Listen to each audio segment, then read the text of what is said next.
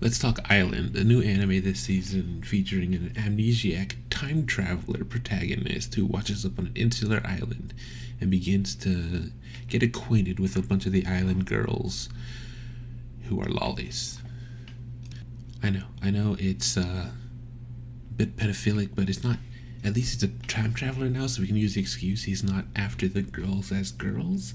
More, he's trying to plant the seeds for a future relationship to grow when he goes back to his own timeline.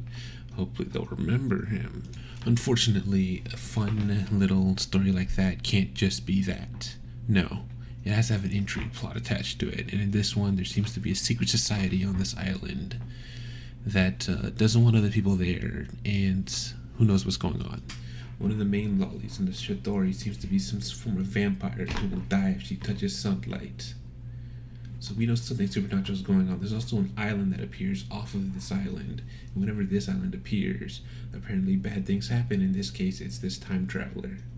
One of the girls appears to be a shrine maiden who has some prophecy that this MC of ours will destroy the island with whatever he attempts to do. So she wants to kill him, but she fails. And she's a little girl, so it's played as a joke. So, how does this time travel play into the story? Well, it seems the protagonist came from not too far in the future, because we see the Shrine Maiden as a full-grown adult with overly developed character traits. So this gives us reason to believe that a younger version of the protagonist can be found in this world we're in.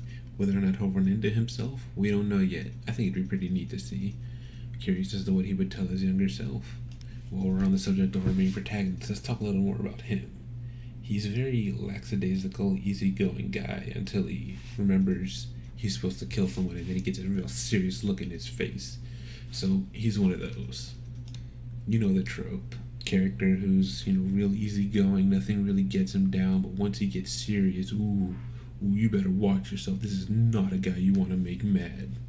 So he's nothing unique, but he's different enough from most anime protagonists where, okay, it's a bit of a breath of fresh air.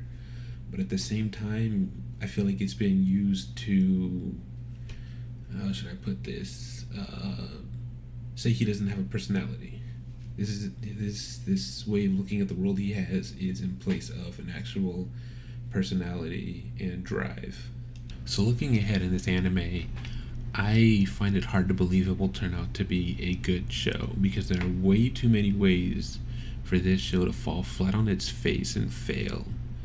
I mean, the biggest one would be that it's trying to cross a harem story with an intrigue plot.